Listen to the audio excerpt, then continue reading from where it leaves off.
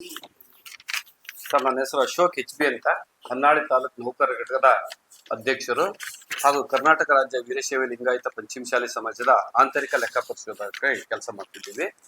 ನಾವು ದಿನಾಂಕ 31/5/2026 ಭಾನುವಾರ ಹೊನ್ನಾಳಿಯಲ್ಲಿ ಪ್ರತಿಭಾ ಪುರಸ್ಕಾರವನ್ನು ಮಾಡ್ತಾ ಇದ್ದೀವಿ. ಅದು ಸ್ಥಳ ಪಂಚಾಯತ್ ರಾಜ್ ಸಮುದಾಯ ಭವನ, ಹಿರೇಕಲ್ಮಠ, ಹೊನ್ನಾಳಿಯಲ್ಲಿ ಮಾಡ್ತಾ ಇದ್ದೀವಿ. ನಾವು ಕಳೆದ 23 ವರ್ಷಗಳಿಂದ ಪ್ರತಿಭಾ ಪುರಸ್ಕಾರವನ್ನ ಮಾಡ್ತಾ ಬರ್ತಿದ್ದೀವಿ. ನಮ್ಮ ಸಮಾಜದಿಂದ ನಮ್ಮ ಸಮಾಜದ ವಿದ್ಯಾರ್ಥಿಗಳಿಗೆ ಪ್ರತಿಭಾ ಪುರಸ್ಕಾರವನ್ನ ಮಾಡ್ತಾ ಬಂದಿದ್ದೀವಿ. ಆ ಪ್ರತಿಭಾ ಪುರಸ್ಕಾರ ಹೇಗೆ ಅಂದ್ರೆ, ಕರ್ನಾಟಕದಲ್ಲಿ ಪ್ರಥಮವಾಗಿ ಆರಂಭ ಮಾಡಿದ್ದು ನಮ್ಮ ಸಮಾಜದಿಂದ ಹೊನ್ನಾಳಿ ತಾಲೂಕು. ಅದು ಎಲ್ಲಾ ತಾಲೂಕಿಗೂ ಮಾದರಿಯಾಗಿ ಇವತ್ತು ರಾಜ್ಯಾದ್ಯಂತ ಪ್ರತಿಭಾ ಪುರಸ್ಕಾರ ಮಾಡ್ತಾ ಇದೀವಿ. ಈ ಪ್ರತಿಭಾ ಪುರಸ್ಕಾರ ಮಾಡ್ತಿದೀವಿ ಅಂತ ನೀವು ಪತ್ರಿಕೆ ನೋಡಿದಾಗ ಗೊತ್ತಾಗುತ್ತೋ, ಈ ಒಂದು ತ್ರಿವೇಣಿ ಸಂಗಮ ಇದ್ದಂಗೆ.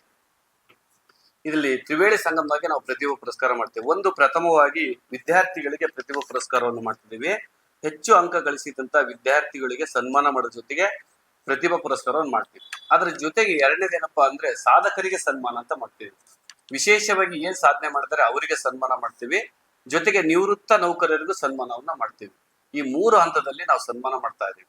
ಇಲ್ಲಿ ಸಾಧಕರಿಗೆ ಅಂತ ಹೇಳಿದ್ರೆ ಗೊತ್ತಾಗಿರ್ಬೋದು, ಸಂಗೀತ್ ಶೇಖರಗೌಡ ಪೊಲೀಸ್ ಪಾಟೀಲ್ ಅಂತ ಇದ್ದಾರೆ, ದೀಪಕ್ ಉಪ್ಪಿನ್, ಇವರು ನಮ್ಮ ತಾಲೂಕಿನವರೇ. ವಿದ್ಯಾರ್ಥಿ ಆದಾಗ ಸನ್ಮಾನ ಮಾಡಿದ್ದೀವಿ. ಈಗ ಸಾಧನೆ ಮಾಡಿ ಮೆಡಿಕಲ್ MBBS ಮಾಡಿ ಡಾಕ್ಟರ್ ಆಗಿದ್ದಾರೆ, ಅವ್ರಿಗೂ ಸನ್ಮಾನ ಮಾಡ್ತಿದ್ದೀವಿ.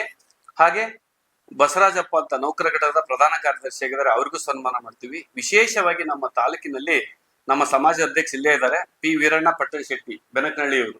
ಇವರ ಸಮಾಜ ಸೇವೆಯನ್ನು ನೋಡಿ ಏಷ್ಯಾ ಅಂತಾರಾಷ್ಟ್ರೀಯ ಸಂಸ್ಕೃತಿ ಸಂಶೋಧನಾ ವಿಶ್ವವಿದ್ಯಾಲಯ USA ಇಂದ ಇವರ ಸಾಮಾಜಿಕ ಕಳಕಳಿಯನ್ನು ನೋಡಿ, ಸಾಮಾಜಿಕ ಸೇವೆಯನ್ನು ನೋಡಿ ಇವರಿಗೆ ಡಾಕ್ಟರೇಟ್ ಪದವಿಯನ್ನ ಕೊಟ್ಟಿದ್ದಾರೆ.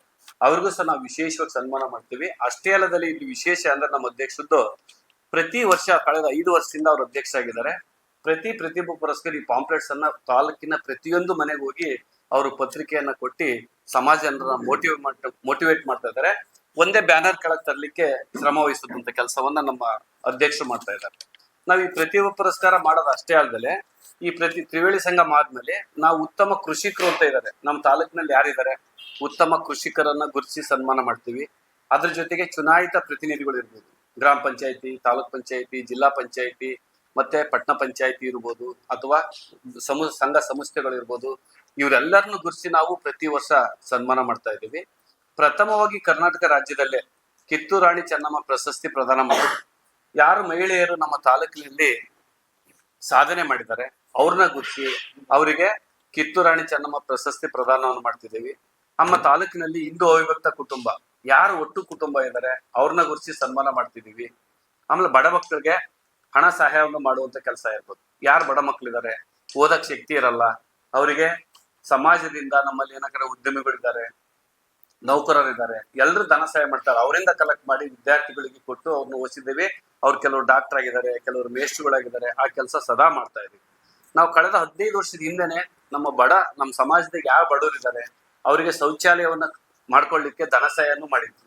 ಯಾಕೆಂದ್ರೆ ಶೌಚಾಲಯ ಇದ್ರೆ ನಾವು ಒಂದು ಸಂಸ್ಕಾರ ಇರುತ್ತೆ ಅಂತ ಅದನ್ನು ನಾವು ಮಾಡಿದೀವಿ. ನೊಂದವರಿಗೆ ಧ್ವನಿಯಾಗಿ ಕೆಲಸ ಮಾಡ್ತಾ ಇದೀವಿ ತಾಲೂಕ್ ಸಮಾಜ. ನೊಂದವರಿಗೆ ಅಂದ್ರೆ ಏನಾರ ಕಾನೂನಲ್ಲಿ ತೊಡಕಾಗಿದ್ರೆ, ಯಾರು ತೊಂದರೆ ಕೊಟ್ರೆ ಅವ್ರಿಗೂ ತಾಲೂಕ್ ಸಮಾಜ ಅವ್ರಿಗೆ ಬೆನ್ನೆಲುಬಾಗಿ ಕೆಲಸ ಮಾಡುತ್ತೆ. ಅಷ್ಟೆಲ್ಲ ಆದ್ಮೇಲೆ ಏನಾಗುತ್ತೆ, ನಮ್ಮ ಸಮಾಜದಲ್ಲಿ ಯಾರು ದುರ್ಮರಣಕ್ಕೀಡಾಗಿರ್ತಾರೆ ಆ ಕುಟುಂಬಗಳನ್ನ ಗುರುತಿಸಿ ನಾವು ಸುಮಾರು ಸ್ವಲ್ಪ ಹಣವನ್ನ FD ಹಾಕುವಂತ ಕೆಲಸ ಮಾಡಿದ್ವಿ. ಕತ್ಕಿಯಲ್ಲಿ ಒಬ್ರು ಬೆಂಕಿ ಸುಟ್ಕೊಂಡು ಸತ್ತೋಗ್ಬಿಟ್ರು ಕಾರಣಾಂತರದಿಂದ, ಅವರಿಗೆ 1-2 ಲಕ್ಷ ರೂಪಾಯಿ FD ಹಾಕುವಂತ ಕೆಲಸ. ಆಮೇಲೆ ಬೆನಕನಹಳ್ಳಿ ಇರ್ಬೋದು, ಒಡೆರತ್ತೂರು ಇರ್ಬೋದು, ಹೀಗೆ ಹಲವಾರು ನಾವು ಅವರಿಗೆ ಒಂದ್ ಸಣ್ಣ ಅಮೌಂಟ್ ಅನ್ನ, ಹೊನ್ನಾಳಿಯಲ್ಲಿ ಚೆನ್ನಪ್ಪ ಅಂತ ಒಬ್ರು ಇದ್ದಾರೆ, ಅವ್ರಿಗೆ 1 ಲಕ್ಷ ರೂಪಾಯಿ, ಹೀಗೆ ಕೈಲಾದಷ್ಟು ಹಣವನ್ನ ಅವರ ಫ್ಯಾಮಿಲಿ ನೆರಳಾಗಲಿಕ್ಕೆ ಸಮಾಜದಿಂದ ಕೆಲಸವನ್ನ ಮಾಡ್ತಾ ಇದ್ವಿ. ಅದ್ಮೇಲೆ ಈ ಪ್ರತಿಭಾ ಪುರಸ್ಕಾರ ನಾವು ವಿದ್ಯಾರ್ಥಿಗಳು ಸನ್ಮಾನ ಮಾಡೋದ್ರಿಂದ ಅತಿ ಹೆಚ್ಚು ಅಂಕ ಗಳಿಸಿದವರಿಗೆ ನಾವು ಸನ್ಮಾನ ಮಾಡ್ತೀವಿ. ಆದ್ರೆ ಯಾವ ಸಬ್ಜೆಕ್ಟ್ ಅಲ್ಲಿ 100ಕ್ಕೆ 100 ಅಂಕಗಳನ್ನ ತಗೊಂಡಿದ್ದಾರೆ ಆ ವಿದ್ಯಾರ್ಥಿಗಳಿಗೆ ಅಷ್ಟು ಜನಕ್ಕೂ ಒಂದು ಬೆಳ್ಳಿಯ ಪದಕವನ್ನ ಕೊಡುವಂತ ಕೆಲಸ ಮಾಡ್ತೀವಿ.